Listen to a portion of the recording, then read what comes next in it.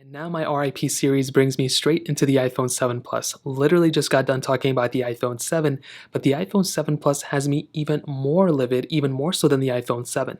Now with the 7 Plus, this came out in 2016. This was the flagship of that time, and I love this iPhone. This was one of my most favorite iPhones I ever used, and I used this iPhone personally for about a year or something. I honestly don't remember how long I lasted it for, but it was a very good experience. And for Apple to go ahead and end off the support of the iPhone 7 Plus on iOS 16, it makes pretty much absolutely no sense to me in my opinion.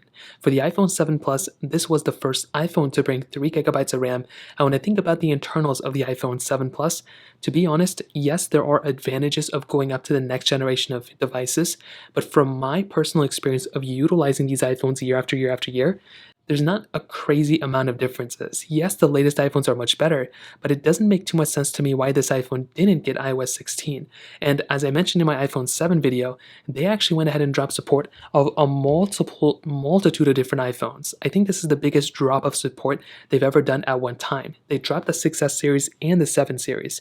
Personally, and the first generation iPhone SE, for them to drop support of the iPhone SE and the iPhone 6S, it makes sense to me. Honestly, I'm not even going to try to fight that. I think that's a decent move from them, and it's kind of long overdue. But with the iPhone 7 Plus, this makes absolutely no sense. For one, they were just selling the iPod Touch 7 generation that had the same chipset as this thing, this thing. So it makes sense why they, kind of would keep these things supported. So that doesn't make too much sense.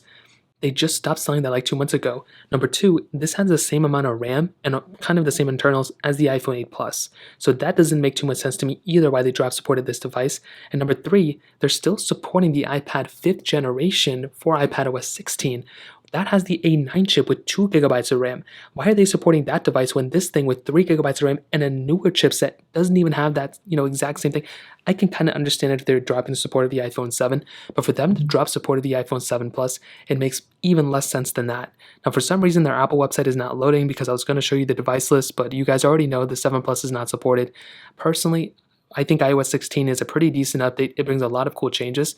Not a humongous redesign or anything, but I don't think we're ever going to get that, to be honest. I think this is a good update that the iPhone 7 Plus could have supported. For them to go ahead, and they're not going to go and change their opinion on this, but for them to go ahead and unsupport these many devices at one time, where does this leave us for the next generation of devices?